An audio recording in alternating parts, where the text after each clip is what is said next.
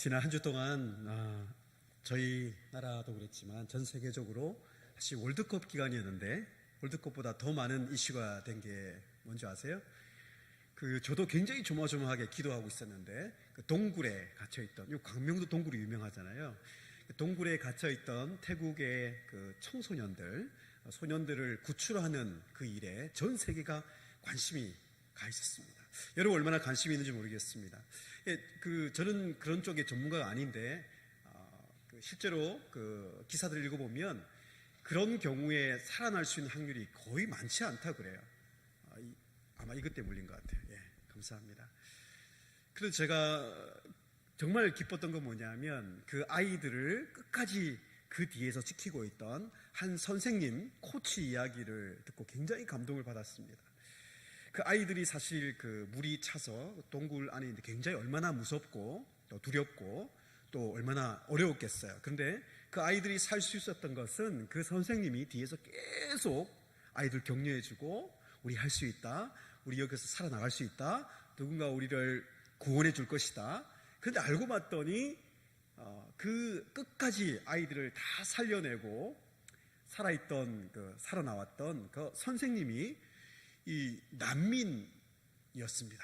혹시 아시나요? 국적도 없고 우리로 말하면 주민등록 등본도 없고 아무것도 없어요. 우리로 말하면 스펙이 아무것도 없는 거예요. 그러니까 알고 봤더니 그 나라에 난민으로 와 있던 아주 난민의 국적을 가진 선생님이었습니다. 그 선생님 한 명이 그 동굴에 갇혀 있던 아이들을 살려내고 다시 새로운 생명을 얻게 했잖아요. 전 세계에 환호성을 막 내고 있는데 이 세계 제 주위에는 월드컵 골 넣은 거 가지고는 막 골 넣었다고 난리인데, 여러분 안 하셨어요? 우리 독일전 이길 때 난리였는데, 심지어는 다른 나라 골 넣을 때도 너무 좋아하는데 그 아이들을 살려내는 일에는 별로 환호성이 없는 것 같아요. 제가 왜 이 말씀 드리냐면 이제 우리가 여름 사역을 앞두고 아마 제가 오늘 또 지난번에 이어서 또 말씀을 전하게 된 시점이 아까도 목사님 말씀하셨는데 우리 여름 사역 앞두고 우리 교사들이 힘을 내어서 말씀으로 은혜로 힘을 내는 그런 시점인 것 같아요. 그래서 오늘 제가 제목을 새 언약의 직분을 주신 세 가지 이유 한번 따라하겠습니다. 새 언약의 직분을 주신 세 가지 이유. 오늘 말씀에 아까 태국에서 아이들을 살려낸 선생님, 코치의 이야기와 제가 연결해서 교사로서 우리가 또 말씀을 듣지만 우리 모두가 하나님의 모두 직분, 사명을 받은 자들인데 그 사명을 오늘 말씀 고린도후서 4장을 우리가 읽었는데 그 4장의 앞에 문맥인 3장에 보시면 3장 6절에 그가 또한 우리를 새 언약의 일꾼 되기를 만족하게 하셨다 했어요. 우리 인생에 우리의 사역에 만족이 어디서 오냐면 우리가 뭘 잘하고, 우리도 아이들 이번 여름에 많이 살려내시기 바랍니다. 여름 수련회 때 우리 아이들을 많이 살려낼 거예요. 그리고 여러분 제가 부정하지만 또 여러 지역에 또 여러 교회에 사람들 만나고 청년들 만나고 또 청소년들 만나면 또 귀한 일꾼들을 만나면 대부분 공통점이 있습니다. 뭔지 아세요? 하여튼 여름 성경학교든 아니면 중고등부 수련회든 어릴 때 여름 수련회나 여름 성경학교 통해서 하나님을 한 번이라도 깊이 만난 적이 있는 친구들이 일꾼이 되더라는 거예요. 이게 너무 당연한 이야기인데 오늘날 바꿔서 얘기하면 많은 청년들과 심지어는 많은 30, 40대 교회를 나오지 않는 분들을 만나보면 또 공통점이 있어요. 뭐냐 하면 어릴 때 여름 성경학교나 여름 수련을 통해서 하나님을, 예수님을 만난 기억과 경험과 추억이 거의 없더라는 거예요. 이번에 우리가 여름 사역을 앞두고 특별히 오늘 말씀을 통해서 새 언약의 일꾼된 사명을 우리에게 주셨다. 오늘 이 말씀을 가지고 우리가 말씀을 제가 나누고자 합니다. 새 언약의 일꾼이 오늘 하나님이 그들에게 만족을 주신다 그랬고 우리가 새 언약의 일꾼으로 모두가 부르심을 받았는데 여러분 오늘 새 언약의 일꾼으로서 3장에 가장 반복되는 말씀이 뭐냐 하면 옛 언약의 일꾼보다 그 옛 언약의 일꾼의 첫 번째 모델로서 나오는 분이 모세인데 그분의 사역보다 우리에게 맡겨진 사역이 훨씬 더 영광스럽다. 원문의 독사라는 말씀이 7절, 3장 7절, 8절, 9절, 10절 계속해서 이 직분 자체가 얼마나 영광스러운지를 계속 강조해요. 저도 이제 학교에서 우리 신학생들이나 목사님들을 부족하지만 제가 섬기면서 제일 중요한 우리 소명에 우리의 감격과 만족과 우리의 열정을 회복하는 첫 번째 우리의 그 근거가 뭐냐 하면 나 같은 사람을 하나님께서 그 죽음의 동굴에서 꺼내주실 뿐만 아니라 나 같은 사람을 새 언약의 일꾼으로 하나님의 사명자로 불러주시고 사용해 주신다는 그 일에 감격이 사라지면 열정도 사라지고 열매도 사라지고 사역의 능력도 사라지는 거죠. 우리가 여름 사역 앞두고 이제 또 여름 사역 또 돌아왔구나 이 더운데 말이요. 여러분 우리 마음속에 이 말씀대로 새 언약의 일꾼을 주신 이유는 우리에게 맡겨주신 일을 뭘 잘하기 위해서 우리에게 하나님께서 말씀하신 것이 첫 번째가 아니고 이미 그 새 언약의 일꾼 삼으신 것이 얼마나 영광스럽고 오늘 말씀해 보니까 12절에 이렇게 말씀합니다. 우리가 이 같은 소망이 있으므로. 여러분 새 언약의 일꾼 주신 이유가 오늘 세 가지라고 말씀입니다. 첫 번째가 뭐냐면 우리가 무엇을 하나님이 이미 일꾼으로서 가지고 있는가 우리에게 주셨는가를 오늘 본문이 강조하고 있습니다. 그것이 뭐냐 하면은 12절에 이 새 언약의 일꾼이 영광스러운 직분을 말씀드렸고 세상이 줄 수 없는 복음의 소망이 있다고 말씀하시고 4장 1절에 이 직분, 그러니까 새 언약의 일꾼의 직분입니다. 이 영광스러운 직분을 우리가 하나님의 긍휼을 받아서, 그러니까 바울이 이 긍휼이라는 단어를 늘 좋아하죠. 그래서 자기가 내세울 수 있는 스펙이 자기 자랑거리가 되게 많은데 항상 자기를 먼저 소개할 때 하나님의 은혜와 긍휼을 쫓아 나 사도된 바울은 자기를 소개할 수 있는 가장 중요한 근거가 오늘도 나옵니다. 긍휼하심을 받은 대로 낙심하지 않고 첫 번째 이유가 등장합니다. 우리가 새 언약의 일꾼으로서 교사로서 부모로서 또 교회의 일꾼으로서 낙심하지 않고 일꾼으로서 우리에게 주신 이유가 뭐냐면 따라합시다. 낙심하지 않고 진리를 전하게 하시는 사명 때문입니다. 우리에게 이 새 언약의 일꾼을 주신 이유는 뭐냐 하면 낙심하지 않고 오늘 본문에 1절에 낙심하지 않고 2절에 원문에는 그러나라고 나와 있는데 낙심하지 않고 그러나 우리가 숨은 부끄러움을 버리고 하나님의 말씀을 진리를 나타내기 위해서 부르심을 받았다 이렇게 이야기하고 있습니다. 여러분 우리의 그 새 언약의 일꾼 대신 우리의 직분을 주신 이유가 뭐냐 하면 다른 게 있지 않아요. 이번 여름에도 우리 아이들에게 다음 세대들에게 이 복음의 진리를 열심히 전하는 거예요.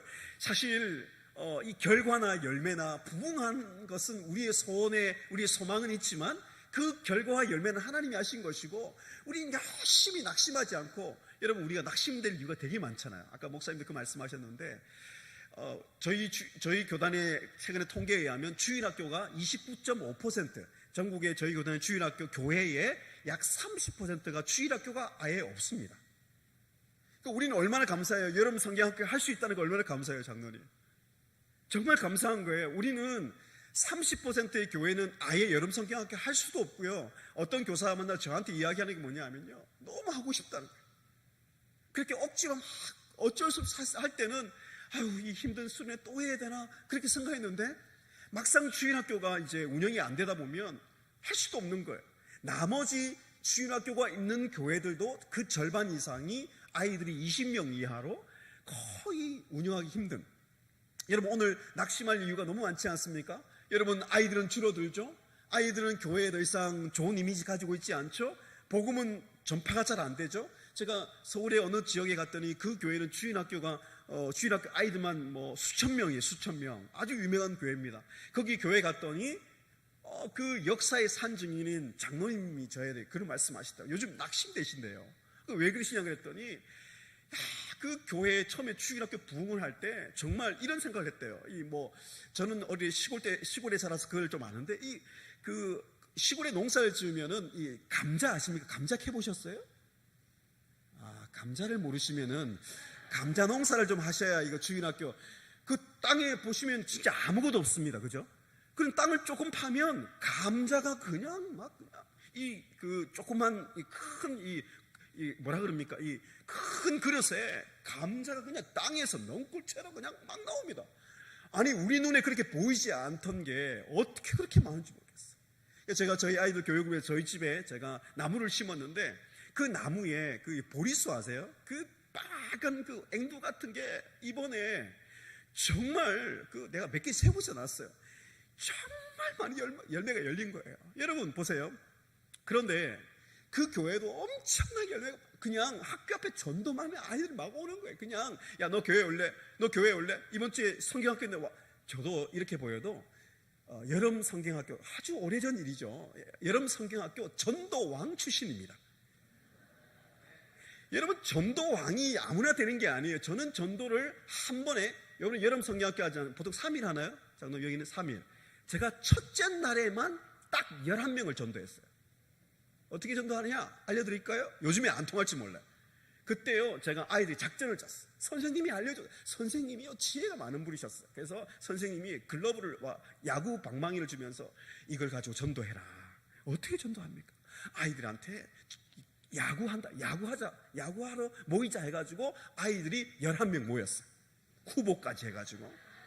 그런데 선생님이 놀라운 하늘의 지혜를 받은 거 뭐냐면 공을 가지고 하면 안 돼요. 그래서 글러브하고 방망이만 가지고 애들 다 모이잖아요. 동네 아이들 다 제가 이렇게 친구들 모여놓고, 아유, 내가 공을 안 가져왔네.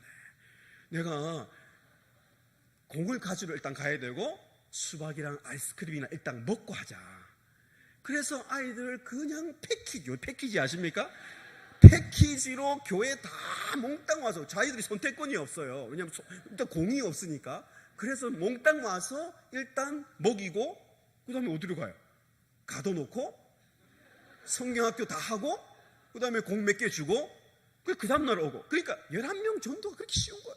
여러분, 제가 사역을 할 때 전도라는 게, 그 장로님도 그런데 요즘 그런 전도가 어렵긴 한데 예전에는요 너무너무 잘 됐어요. 낙심이 되죠. 요즘 잘 안 되잖아요. 제가 사역할 때요, 첫 여름 성경학교, 여름 전 수련을 했는데 중등부 진짜 전도 안 되잖아요. 어떻게 했느냐, 요즘은 좀 안 되는데 그때는 농구가 유행이었어요. 지금도 농구 애들 되게 좋아합니다. 길거리 농구 아세요? 교회 앞에다가 제가 장로님께 얘기해서 농구대를 놔달라. 농구대를 놔가지고요, 그 지역에 길거리 농구대를 한다고 온 사방의 선생님들하고 다 광고를 했어요. 상금을 걸어서. 상금이 작으면 안 옵니다. 아이들도 보는 눈이 있어가지고.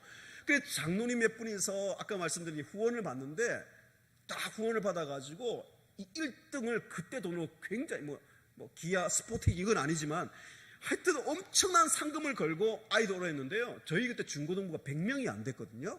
아이들이 그날만 1200명이 왔어요. 그러니까 아이들이 너무 많이 오니까 선생님들하고 그 성도들이 다 감동을 받으셔가지고 다 총출동하셔가지고 막 아이들 맛있는 거 하고. 그때도 지혜가 필요해요. 농구했다가 아이들 들어오라면 안 들어옵니다. 제가 어떻게 했냐, 추첨은 시원한 본당에서만 한다. 그래서 밖에는 그냥 텐트나 무슨 이런 거 절대 설치하면 안 됩니다. 무조건 아이들이 거의 그 출애굽 광야의 그 고통을 다 느끼도록 만들어주고, 물도 안 줬어요. 저희가 절대 물 주고 그러면 안 되고, 아이들이 그냥 그 땅끝에서 거의 죽기 직전까지 몰아놓고, 안에 들어가면 시원한 에어컨과 맛있는 수박 냉채가 있다. 그러면요, 아이들이 복음, 예수 그리스도 그런 거 모르도 다 들어옵니다. 그래서 저희 본당에 다 못 앉아, 여기 앉고 저기 앉고 그냥 막 다 1200명 들어가지고 제가 딱 이야기했습니다. 추첨을 하는데 잠시 추첨 전에 제가 여러분의 그 인생에 대해서 왜 이 인생을 살아야 되는지 제가 30분 얘기할 텐데, 싫은 사람 나가라고 그랬습니다. 2명이 나가려고 그러다가 친구들이, 그 팀이거든요, 팀. 죽을래? 그래가지고 2명이 복음에 거부하고 나가려다가 친구들에 의해서, 우리는 절대 제지한 적이 없습니다. 친구들이 거의 너 죽을래? 그래가지고 아이들 다 앉혀가지고 1000명 넘게가 그대로 제가 복음을 30분, 싫으면 나가라 그랬어요. 그래서 제가 오늘 말씀처럼 복음의 진리를 나타냈겠어요. 우리는 새 언약의 축복을 받았기 때문에 이 1200명이 몇 명이 믿을까, 또 복음이 어떻게 나타날까, 그건 제 능력 밖이었어요. 오늘 말씀에도 보면은, 4절에도 보면요, 이 세상의 신이 사탄이에요. 2장 11절에 나오는데 사탄의 계략을 우리가 안다고 그랬어요, 바울이. 여러분, 사탄이요 뭘 하냐면 전략은 딱 하나예요. 믿지 아니한 자들의 마음을 혼미하게 해서 그리스도의 영광의 복음의 빛이, 광채가 비치지 못하게 하는 거예요. 제가 이게 뭐 농담반으로 진담반으로 얘기하는데 이 시즌에 사탄이 제일 바쁩니다. 왜냐하면 이 여름 성학교 일주일 혹은 2주일 대 몰려 있잖아요. 7월 중순부터 7월 말까지. 이때 교사들을 통해서, 사역자들을 통해서 하나님의 복음이 뭐라고요? 오늘 특별히 영광의 광채라 그랬어요. 빛. 그러니까 사탄의 전략은 뭐냐면 이 아이들이요 하나님의 복음의 빛이 비치지만 못하게 하면 자기는 이길 수 있다고 생각하는 거예요. 그게 전략이에요. 여러분, 아이들 보세요. 아이들이 그 복음의 빛을 받지 못하면 어떻게 되죠? 지난주에도 정말 안타까운 소식을 들었어요. 중학교 여자아이가 아파트에 또 뛰어내렸어요. 왜 그러냐? 아이들도 느끼는 거예요. 이 세상이 얼마나 살기 힘들고 공부 잘하기 힘들고. 아이들이 제가 말씀드리는 지난번 왔을 때 아이들의 꿈이 뭔지 아세요? 초등학교 아이들 꿈이 정규직 되는 거예요. 공무원 되는 게. 여러분, 아이들이 그 참 꿈을 가지고 행복하게 사는 아이들이 초등학교 1, 2학년 때부터 학원으로 내몰리고, 여러분 밤 10시까지 공부를 안 하면요 한국에서는 제대로 된 이 대학을 갈 수가 없는 구조예요. 나머지 80% 아이들은 전부 다 루저로, 패배자로 몰려가지고 아이들이요 뭐가 필요한지 아세요? 복음이 필요한 거예요. 복음이. 죄송한 얘기지만 이 교회는 복음을 알리는 교회인 줄 믿습니다. 그런데요 미국도 그렇고 영국도 그렇고 유럽도 그렇고 이제 한국도 그렇습니다. 제가 나름대로 학교의 교수이기 때문에 많은 교회를 연구하게 되죠. 10절씩이나 가르쳐야 되니까. 여러분, 예외가 없어요. 유럽도 복음이 사라진 나라와 교회는요 다음 세대를 다 잃어버렸어요. 사사기 아시죠? 한 세대가 지나니까 지금요 우리에게 복음을 전해줬던, 이번에 영국 보시면 알겠지만 영국은 그 축구가 하나의 그 우상이고 거의 종교거든요. 주일마다 젊은이 전부 축구장 갑니다. 영국이요 100년 전에 우리에게 복음을 전했던 그 영국이요 기독교 인구가 3%도 안 됩니다. 10년 후에는 영국의 복음화율을 0.4%까지 내려간다고 보고 있어요. 미국은 어떻습니까? 미국의 교회들 중에 딱 둘로 나눠져요. 제가 연구한 그 교회들은요 이런 시대인데도 다음 세대가 엄청나게 부흥하는 교회들이 곳곳에 나타납니다. 공통점이 뭔지 아세요? 따라합시다. 복음의 능력과 성령의 뜨거움이 살아있는 교회가, 다음 세대가 성장한다. 이거 너무 당연한 이야기인데, 한국에 제가 온 지 6년 됐는데 제가 한국 교회 전체를 말하는 건 아니지만 하나의 현상입니다. 주제넘는 이야기지만 보면요 복음이, 말씀의 진리에 승부하지 않는 주인 학교는요 점점 약해져요. 제가 한 교단을 보니까 지난 10년간 10만 명의 주일학교 아이들이 사라졌어요. 10만 명요, 10만 명. 그 교단의 주일학교 전체 숫자가 40만 명인데 지난 10년 동안에 40만에서 30만으로 준 거예요. 10만 명이 사라졌어요. 사실 그 교단은 우리보다 하나님 말씀 복음을 절대적으로 뜨겁게 믿지 않거든요. 아주 세련된 프로그램도 많고 우리보다 어떤 발전된 부분 많이 있습니다. 제가 그 교훈을 비판하는 건 아니고. 그런데 우리도 교훈을 삼아야 되는 거예요. 여러분, 오늘 말씀의 그 첫 번째 이유가, 그래서 우리는 낙심하지 않고, 낙심할 필요 없습니다. 복음의 진리를 계속 심으면, 여러분 특수한 것처럼 이 복음을 그냥 심는 게 아니잖아요. 눈물을 흘리며 씨를 뿌리는 거잖아요. 예수님이 하나님 나라 천국의 비유를 가장 잘 보여준 게 마태복음 13장 아닙니까? 그러니까 복음의 씨앗을 뿌리면 만밭에 의해서 어떤 밭은 씨앗이 열매를 안 맺기도 하지만 정말 좋은 밭에 들어가면 30배, 60배, 100배의 열매를 맺는 줄 믿습니다. 아이들이요 복음의 씨앗이 한 명 들어가면 그 한 명을 통해서 어떻게 역사할지 진짜 모르는 거예요. 저는 그래서 늘 기대가 됩니다. 지난주에 또 제가 그 소식을 하나 봤는데, 여러분 그 아이가 한 5개월 만에 태어나면 어떻게 되는지 아세요?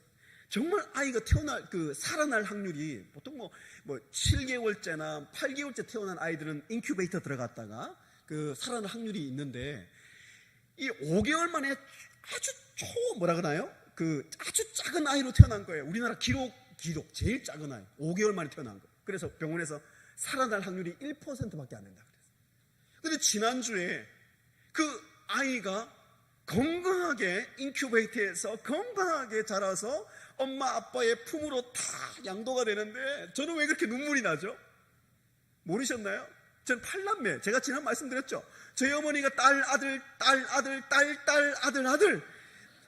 8남매를 무려 20년 동안, 그러니까 새언약의 일꾼으로서 해야 될 일이 많이 있는데 저희 어머니는 그 생육하고 번성한 일, 새언약의 일꾼으로 인생의 그 20살에 19살에 결혼해서 39까지 8남매를 놓으십니다. 그 8남매 중에 목사가 2명이고요. 지금 그 사역하는 게 저희 어머니 그러시더라고요. 제 권사님, 송 권사님인데 지난번에 갔더니 내가 만약에 주의 사역을 하는 것보다 자녀 8명이 100배 일을 한대요. 그렇지 않겠습니까? 부족하지만 제가 학교 사역하고 전국을 다니면서 복음 전하고 미국 가서 사역하고, 그러니까 저희 형님도 큰 사역을 하고 계시고, 그러니까 보시면요, 주일학교 적응해 보면 여러분들이 아이들에게 복음의 진리를 심고 하나님의 영광의 복음의 빛을 비추게, 우리 반사체니까 이번에 또 저희 교단의 이번 여름 성학기 주제가 뭐죠? 세상의 빛과 소금이잖아요. 그러니까 빛 대신 나는 세상의 빛이라고 말씀하신 예수님의 생명의 빛을 우리는 그저 이 거울이 반사되듯이 아이들에게 그 빛만 비추면 아이들은 어둠에서 자유함을 얻고, 아이들이 죄악의 세상에, 어둠의 세상, 사단의 권세에서 노예로 살아가는 아이들이 그 태국 아이들 동굴에서 전혀 살아나올 확률이 없는 아이들이 살아나오는 거죠. 1%밖에 인큐베이터 안에서 살아날 확률이 1%밖에 안 되니까 부모가 포기했습니까? 제가 그 부분은 모르겠어요. 근데 기사를 읽어보니까 여러분 1%니까 저는 모르는데 저희 제자들이 의사가에서 물어보면요, 인큐베이터 키우는 돈 굉장히 많이 든대요. 우리나라에 인큐베이터가 별로 없어가지고 여러분 생각해보세요. 1%니까 계산해보고 살아날 확률이 없고 돈이 얼마 드니까 포기. 그런 부모 아무도 없습니다. 그래서 바울이 나는 아비의 마음으로 너희를 키우는 유모, 엄마의 마음으로 내가 너희를 대한다 그랬잖아요. 그러니까 우리 교사로서, 부모로서 늘 마음이 뭐냐면, 우리 이번에 여름에 올 아이들, 또 새로운 아이들 올 거 아닙니까? 그 아이들을 내가 낳지 않았지만 정말 그 아이들은 영적인 내 아이고 내 자녀라는 그런 애틋한 마음을 가지고 정말 인큐베이터 안에서 살아날 확률이 1%밖에 안 되는 아이들이 할지라도 복음을 전하고 그들을 위해서 눈물로 기도하는 교사가 되시기를 축복합니다. 그 아이가 한 명 살아났을 때 얼마나 큰 영광이 나타나요. 그게 바로 두 번째 우리에게 새 언약의 직분을 주신 이유입니다. 6절에 그 영광의 빛을 우리에게 비추셨는데요, 그 오늘 말씀의 가장 중심에 있는 말씀이 7절이죠. 우리가 잘 아시죠? 7절 한번 다시 한번 읽어보겠습니다. 시작.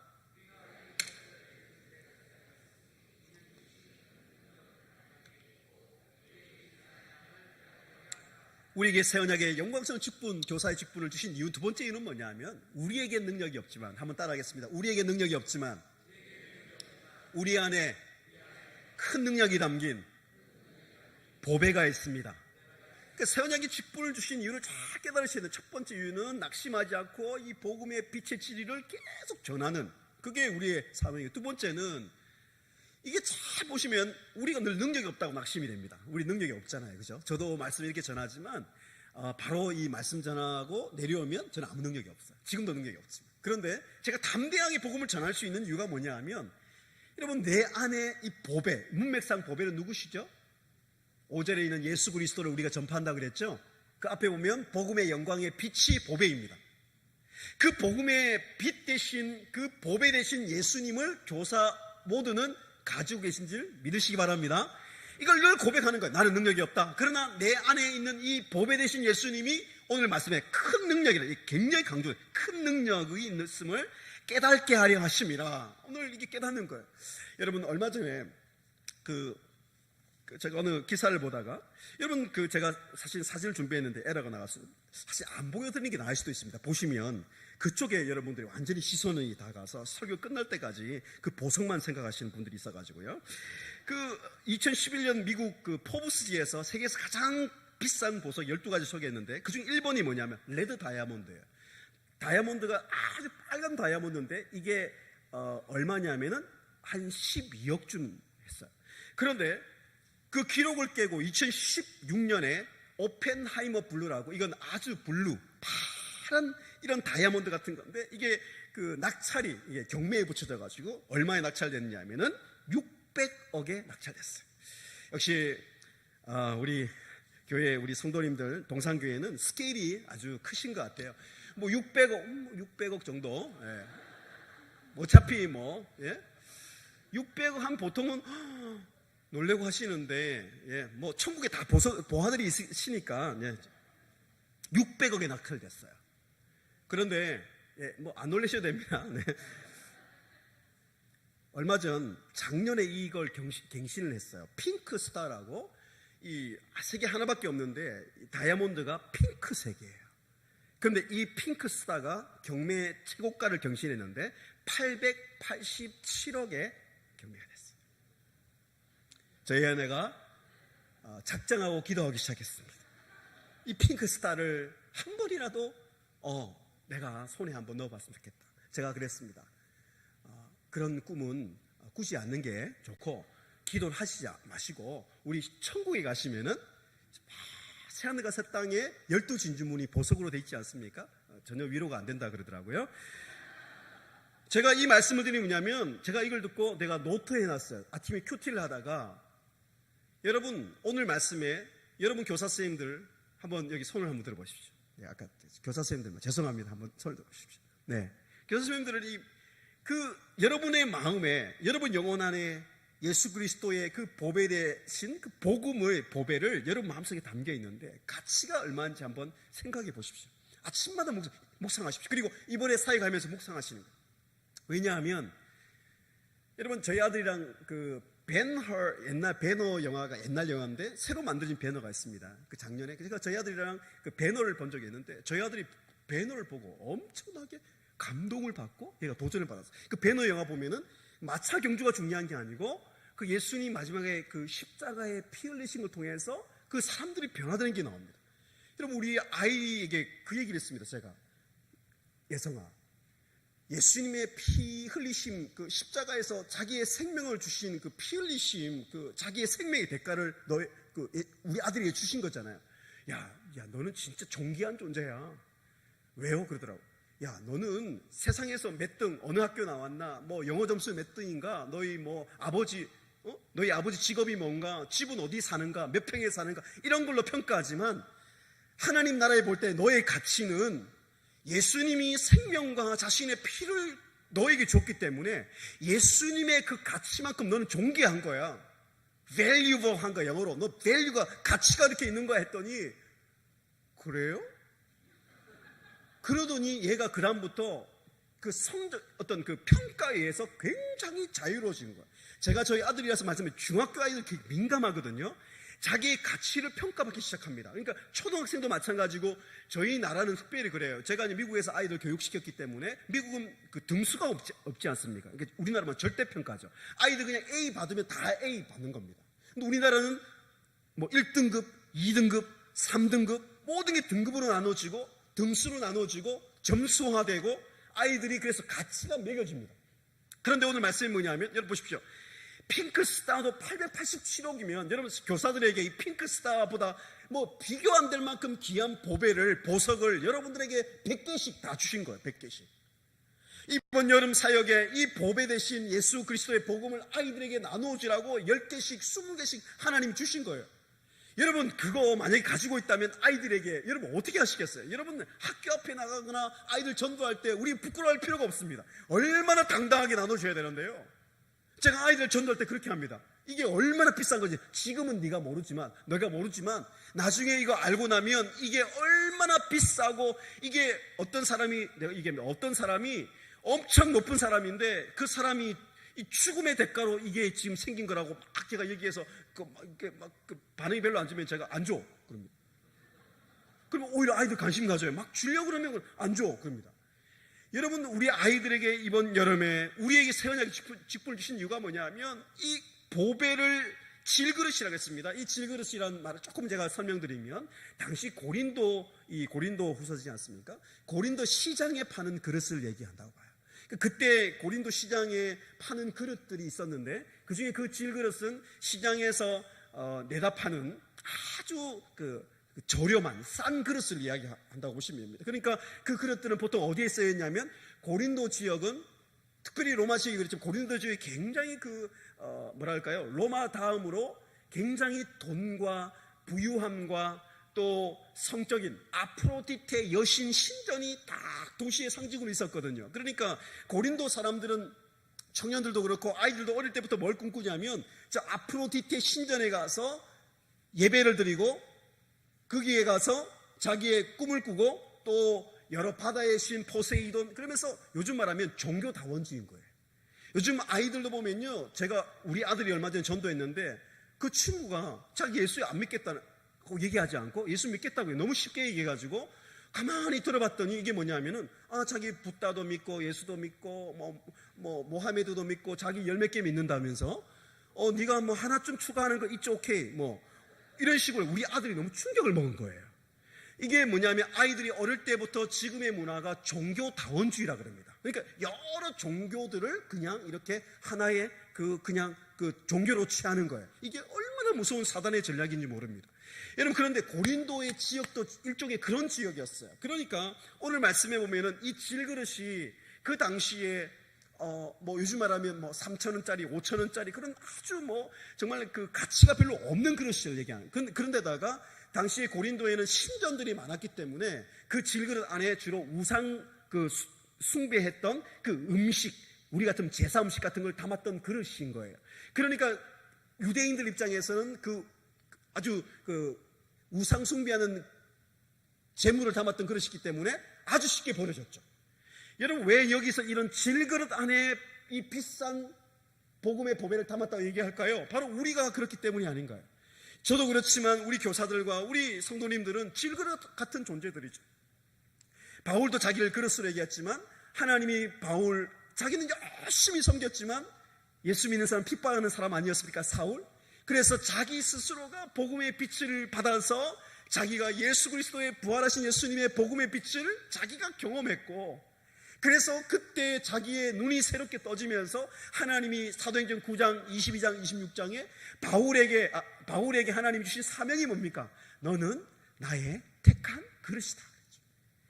그런데 그 그릇은 가치를 어떻게 평가하죠? 우리 교사들의 평가, 하나님 어떻게 평가하는지 아십니까? 그 안에 뭐가 담겨 있는 거죠? 만약에 여러분 다이소에서 파는, 얼마 전에 저희 아들이 필통 같은 그릇 사왔는데 3,500원 적혀 있더라고요. 3,500원 안에 아까 말했던 핑크스타 그 경매 기록했던 887억짜리 다이아몬드 담겨 있으면 그거 얼마예요? 그 그릇 얼마예요? 887억? 땡! 틀렸습니다. 887억 3,500원. 여러분, 우리 가치는요, 질그릇, 우리 아이들에게 이번 여름에 그런 복음을 심어주면 아이들이 이런 세상에 자기의 비교를 당하고 열등감에 빠져있고, 우리 아이들 초등학교만 돼도 얼마나 우울증이 많은지 몰라요. 제가 우리 교단의 어린이 부흥회를 갔더니 아이들이 그렇게 우는 거예요. 너 왜 이렇게 우냐? 너 산지도 별로 안 되면서 왜 이렇게 우냐? 아이들이 초등학생만 돼도 아이들이 너무너무 열등감이 많은 거예요. 깨진 가정도 많고. 그러니까 아이들이 꿈도 없고, 그러니까 아이들이 복음을 전하면 정말 초등학교 한 4, 5, 6쯤 되면 여학생들 같은 게 막 울어요. 그 아이들에게 이 복음을 심고 너희 안에 있는 이 보배를 너도 이 마음 안에 가졌다. 그러면 아이들이 이 세상을 이기는 아이들이 되거든요. 세상의 메시지 그거 중요하지 않거든요. 하나님이 나를, 예수 그리스도를 나에게 주셨다면, 그래서 로마서 8장이 무엇입니까? 자기 아들을 아끼지 아니하시고 우리를 위해 내어주시니가 그 아들과 함께 모든 것을 은사로 선물로 주시지 않겠느냐. 제가 이 첫 설교한 말씀입니다. 제가 처음 사역에 새언약 일꾼에 부르심을 받고 처음에 전도사가 되어서 1996년이었으니까요. 벌써 20년도 전인데, 그때 이 말씀의 복음을 전하다가 제가 아직도 기억납니다. 무려 설교 원고를 8장만 쓰면 되는데 16장을 썼어요. 쓰고 또 쓰고 또 쓰고 너무 기다렸어요. 이 복음을 이번 여름에 전할 수 있다. 또 기다렸죠. 또 읽고 또 고치고 또 기도하고, 그 메시지 그 단어 하나마다 성령께서 역사해달라고 기도하고 딱 올라갔는데, 그 말씀을 시작하자마자 갑자기 저도 주체할 수 없는 그런 게 있잖아요. 하나님께서 제 감동을 주시는데 울기 시작한 거예요, 제가. 근데 울음이 보통 한 1분 있으면 그치잖아요. 그날은요, 그칠 수 없어요. 나중에는 아예 그냥 포기하고 울었어요. 계속 울다가 애들이 갑자기 얘기하는 거야, 중학생 애들이. 전사님 큰일 났나 봐, 집안에 무슨 일 있나 봐, 뭐 교회에서 쫓겨났나 봐. 애들 자기들끼리 막 설교 시간이면 토론을 하는 거예요. 막 아이들이 마치고 애들이요 저에게 맛있는 거 사주다 가자고 그러더라니까. 너무 힘드시죠? 그러면서 아이들이 막 그러는 거 그만두시면 안 돼요. 뭐 처음 왔는데. 그래 아이들이 그때 설교를요 이렇게 복음 전하는 거 제가 놀랐습니다. 그때 들었던 중학생이 지금 몇 살인지 아세요? 30대 중반이잖아요. 그 아이들이 얼마 전에 연락이 와서 전도사님, 아직도 저에게 전도사님 그때 들었던 그 여름 성경학교 때, 여름 수련회 때 들었던 그 말씀이 20년이 지나도 자기를 붙들어 주고 있고 잊지를 못한다는 거예요. 여러분, 여름 수련회 7시에 찬양이 시작되어서 찬양 1시간을 찬양하고 말씀을 뭐 1시간만 2시간 전하고 또 아이들의 찬양을 하지 않습니까? 찬양하고 기도하고 또 이번에 선생님도 기도해 주시겠지만 또 한 10시나 11시 되면 회개기도 꼭 하지 않습니까?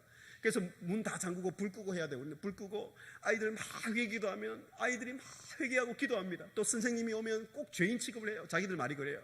그러면 선생님들이 자기를 막 안고 기도해 주고 그러다 보면 또 아이들이 형아 누나들이 또 와서 이 죄인을 용서해 달라고 또 기도해 주고 그 이제 마친가 싶으면 또 전도사님 와가지고 막 울면서 기도하고요. 그러다가 예수님 만나는 거예요. 그러다가 또 기뻐서 찬양하고 보니까 아이들 편이 그거예요. 아이들 스토리를 얘기합니다. 기도하고 또 기뻐 찬양하다 보니까 정말 여름에 좀 해가 좀 빨리 돋잖아요. 한 5시 반.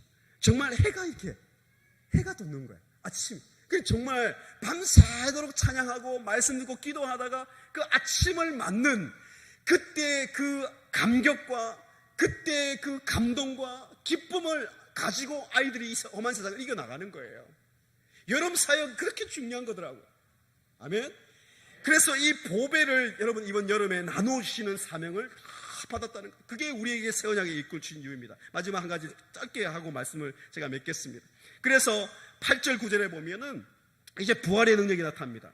4가지가 나오는데 우겨쌈을 당하고 답답한 일을 당하고 박해를 받고 거꾸로 뜸을 당하고 이게 점점 더 힘든 거죠. 그러니까 이 4가지 제가 설명을 시간에서 못 드리지만은 그러니까 완전히 이제 눌려지는 상황에서 눌려지지 않고 그 다음에 엄청난 군대가 쫓아와도 나를 패배시킬 수가 없고 그 다음에 거꾸로 뜨림을 당한다는 표현이 좀 어려운데 거꾸로 뜨림 무슨 표현이냐면 원어에는요 제일 높은 곳에서 가장 낮은 곳으로 그냥 던짐을 당하다 이런 뜻입니다. 그럼 어떻게 될까요? 그런 말씀하시죠. 그런 높은 데서 나중에 탁 던지면 어떻게 돼요?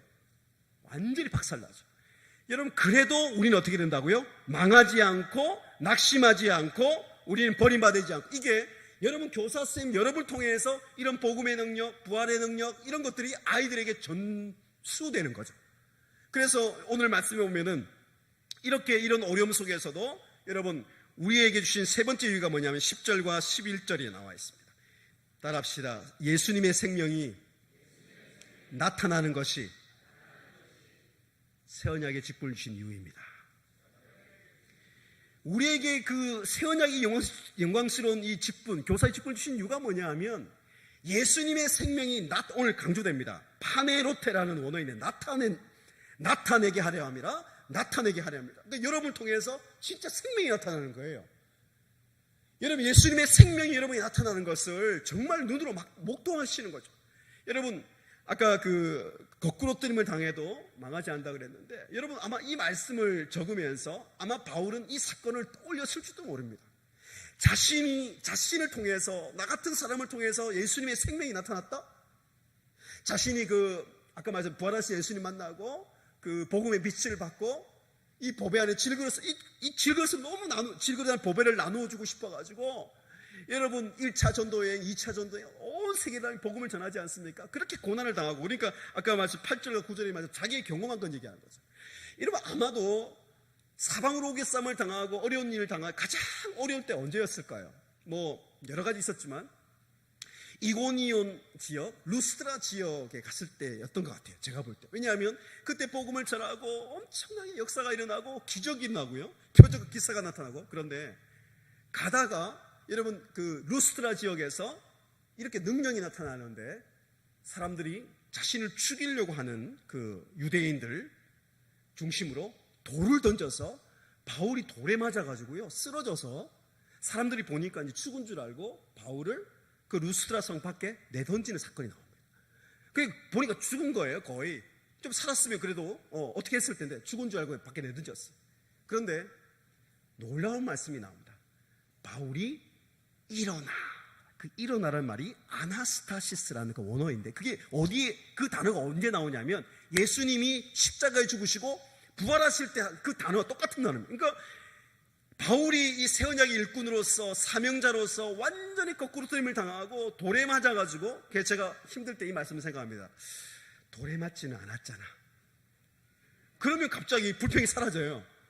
아니, 내가 복음 전한다고 아이들이 거부하고 때로는 힘들게 하고 아이들이 내 말도 안 듣고 막 그런 어려움이 있을 수 있습니다. 교회에 어려움이 있을 수도 있습니다. 여러 가지 재정적인 어려움도 있을 수 있습니다. 그런데 돌을 던지지는 않잖아. 그죠? 돌에 맞았어요. 그런데 놀라운 일이 일어났어요. 우리 같으면 어떻게 했겠습니까? 하나님, 제가 할 일 충분히 다 했습니다. 이제 하나님, 루스드라 이고니오는 하나님 이제 끝난 것 같아요. 잘 복음을 잘 받아들인 곳으로 가겠습니다. 그랬겠죠? 그런데 루스드라 지역으로 다시 돌아갑니다. 그때 돌아가서 다시 아마 피를 아직 다 못 닦고 복음을 전했을지도 모릅니다.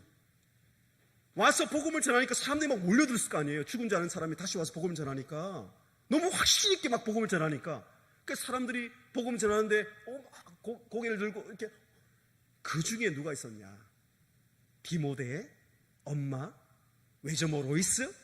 그러니까 디모데를 바로 루스드라, 바로 돌아갔을 때 돌을 맞고 우겨쌈을 당하고 어려움을 당하고 정말 죽은 것 같은 그런 어려움이 있을 때, 여러분 다시 사명의 자리로 가서 루스드라의 복음을 전할 때 얻은 열매가, 최고의 열매가 누구냐면 자기의 믿음의 아들 디모데였던 거죠. 여러분, 제가 이 말씀드립니까? 오늘 말씀에 그렇지만 예수의 생명이 나타난 거잖아요. 여러분, 디모데는 열등감이 많았습니다. 왜냐하면 디모데 전서에 나오지만은 아버지가 유대인이 아니에요. 그러니까 요즘 말하면 이제 혼혈 쪽이었죠. 그런데다가 루스드라 지역은 정말 변방 중에 변방이었어요.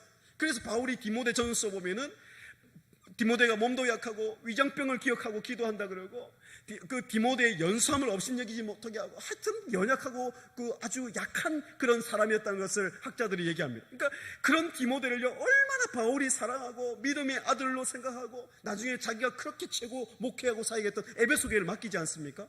그 열매가 언제 나왔다고요? 자기가 제일 어려울 때, 가장 복음 전하기 어려울 때 돌아가서 루스드라의 복음 전할 때 이 디모데라는 열매가 나온지 여러분 알고 계세요?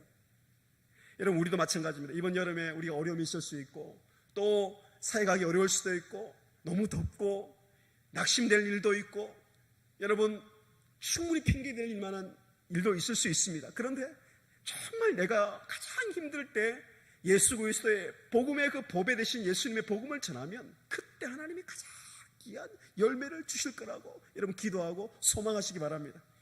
여러분, 저의 사역의 부족한 사역의 가장 큰 열매는 바로 제가 전도사 때 이 쌍코피가 나가지고요 너무 가루하고 제가 그때 몇 시간 안 자고 너무 공부도 열심히 하고 사역도 열심히 하고 기도도 열심히 하고 그러다가 교회를 가는데 그 병원에 실려갔어요. 그 의사가 정말 조금만 더 좀 죽을 뻔했다. 그러니까 완전히, 그러니까 젊었는데도 너무 심하게 이렇게.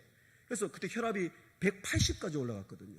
그러니까 거의 죽을 뻔하고 이제 피를 그렇게 계속 쏟을 정도였어요. 그런데 사역지가 너무 멀었어요. 그래서 이제 그만두고, 이 가까운 서울에 사역지도 많은데 그러면서 이제 그만두려고 사표를 써서 가는데 여름 마지막 사역을 하는 거예요.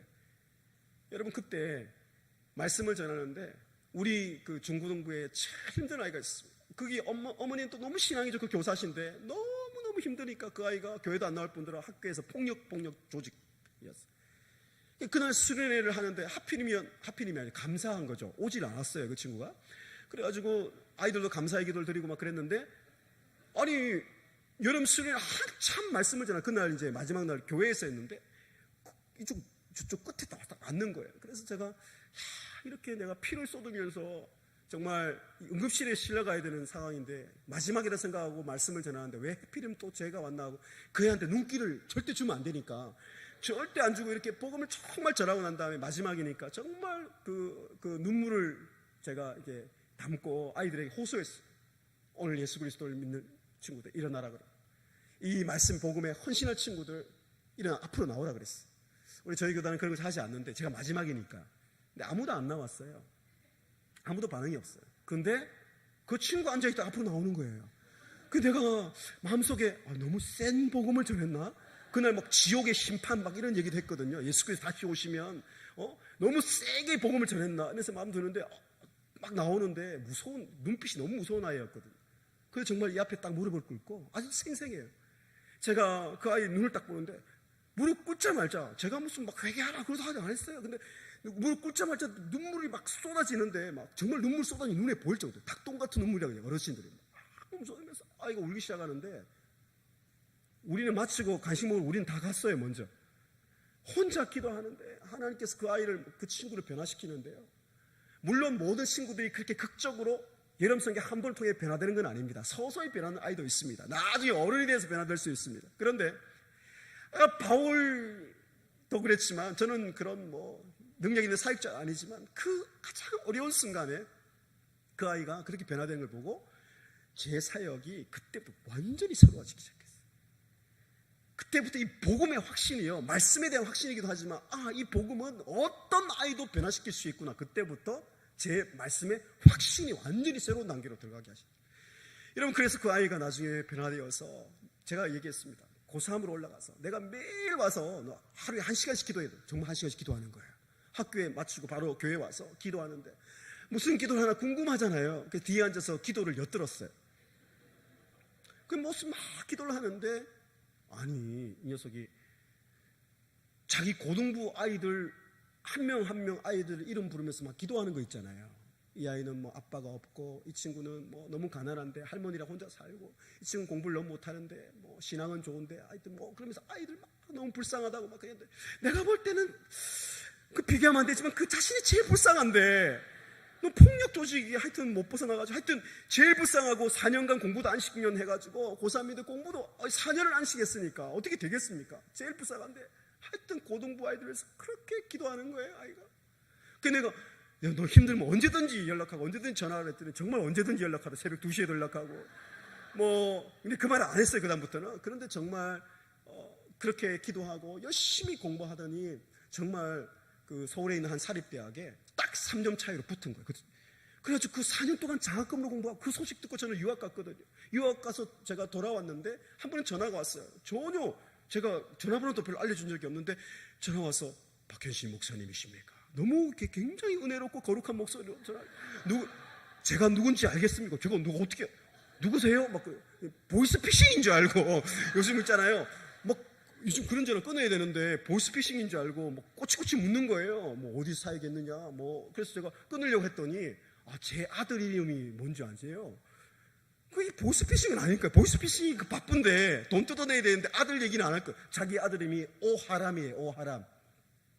그 순간 뭔가 딱 느낌이 오는 거예요. 오직 너 하나님의 사람아. 줄임말이래. 자기 일생에 하나님의 그 음성이, 하나님의 그 말씀이 자기 인생의 천둥번개처럼 그렇게 강력하게 들린 적이 없다는 거예요. 그때 전사님을 통해 주신 말씀이 디모데전서 6장 오직 너 하나님의 사람아. 그 한마디의 말씀이 자기 인생을 완전히 바꿨다는 거예요. 그래서 자기가 변화되어서 자기가 신학 공부를 하게 됐고 자기가 목사님이 되어서 일산에서 목회하는데 첫 번째 여름 수련을 하는데 자기가 수소문을 했대요. 그래서 제가 미국 갔으니까 소식이 안 닿았을 거 아니에요. 그때 제가 마침 온 거예요. 그래서 처음 수련을 제가 갔는데 청소년들 사역하는데 이건 저하고 비교가 안 되는 거예요. 너무 잘하는 게 사역. 그냥 애는 말을 안 해요. 그냥 힘든 아이 있다. 그냥 부둥칸 거 우는 거예요. 내가 너를 안다 이러면 주님이에요. 거의 내가 너를 안다 이러면서 그래 막 울면서 아이들 다 녹이는 거예요. 그냥. 제가 그거 보면서 진짜 보배구나. 예수님이 보배지만 우리의 부족한 사역을 통해서 그런 보석이 나와. 보석. 핑크스타 부럽지 않은 거예요. 정말 보석이 하나님 나라 보석이 하나 나와가지고 여러분 지금 사역할 때 우리 아이들 초등학교 철도 없고 중고등부 아이들 보면 중등부 외계인이잖아요. 고등부 아이들 말도 없고 잘 안 듣는 것 같고 여러분 그 아이들이요 나중에 지금 여러분 이번 여름 수련회가 죄송합니다 마지막 일지 어떻게 합니까? 여러분 정말 이번 여름 수련회 그래서 바울이 그랬던 것처럼 루스드라 돌아간 그런 심정으로 우리 교사들이 복음 전했으면 좋겠어요. 아이들을 안고 눈물로 기도해 주셨으면 좋겠어요. 그래서 그 아이들이 이번 여름에 반드시 변화될 수 있도록, 반드시 이 아이들이 정말 디모데와 같은 아이로 살아나서 디모데가 최고의 보석이 되잖아요. 여러분, 아까 다이아몬드 그 말씀 드렸는데, 여러분 다이아몬드가 어떻게 나온지 아세요? 제가 얘기 들었는데, 아니면 여러분 고쳐주세요. 다이아몬드가요, 그냥 나오는 게 아니고 아주 귀한 다이아몬드일 수 있도록 그 용암이 있는, 뜨거운 용암이 있는 땅속 깊은 곳에 있대요. 처음에는 그냥 그냥 돌이었다가 오랜 시간 동안 그 뜨거운 용암의 불에 자기가 변화되고 힘들고 이렇게 변화되고 그렇게 하다가 그 돌이 변화된대요. 얼마나 오랫동안. 그래서 그 돌이 이 보석을 품고 있는 거죠. 그랬다가 용암이 분출할 때 그 다이아몬드를 품은 돌이 높이 솟구쳤다가 수백 킬로 떨어진 곳에 계곡이나 골짜기에 그냥 떨어지는 거예요. 아까 말씀드린 높은 곳에 나중으로 떨어지는 거예요. 그래서 사람들이 그 보석을 찾아다가 정지하면 그게 다이아몬드가 되는 거거든요. 여러분, 우리가 이번 여름에 하나님 오늘 우리에게 새 언약의 축복을 주셨습니다. 하나님, 제가 낙심치 않고 하나님 이 피 묻은 복음의 DNA가 심은 예수님의 복음, 제가 우리 어린 영혼들에게 듣든지 아니 듣든지 제가 전하겠습니다.